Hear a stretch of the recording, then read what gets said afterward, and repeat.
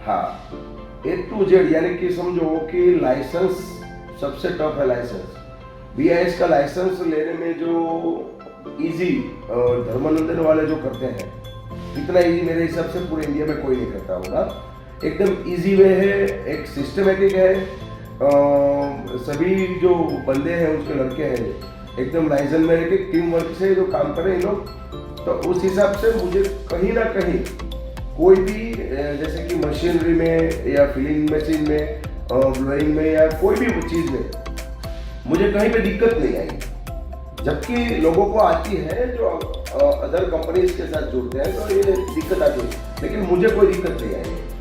मैंने नेट पे 3 4 5 कंपनियां सिलेक्ट की थी, उसमें से हमने पहले तो 5 में से 3 किया और 3 में से फिर फाइनली हमने 1 किया।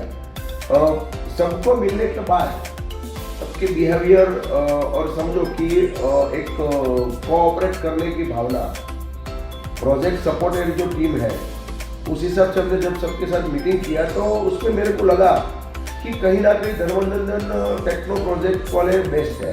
हाँ, मैं आज समझो कि मैं पैकेज ड्रिंकिंग वाटर में लगभग मेरे को 12 साल हो गया, लेकिन मेरे को कभी भी इनकी मशीनरी में या इनकी कोई भी चीज़ सर्विसिंग में कभी कोई इश्यू नहीं आया। जब भी हम लोग फ़ोन कर देते तो तुरंत ये लोग क्विक, उनकी जो सर्विस टीम है वो क्विक आ जाती है, कोई इश्यू नहीं है।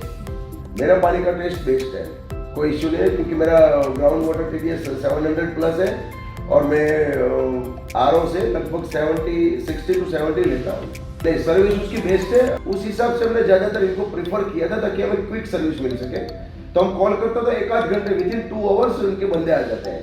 कंपेरेटिवली प्राइस थोड़ा सा धर्मानंदन का थोड़ा मेरे हिसाब से हाई होगा, लेकिन सर्विस और क्वालिटी के हिसाब से मुझे वो सस्ता लग रहा है, हाई नहीं दिख रहा है।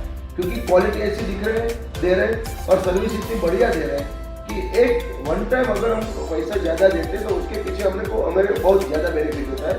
इसलिए मेरे हिसाब से ये सही है। मेरा पर डे लगभग 1500-1700 कार्टन 1 लीटर का सेल है।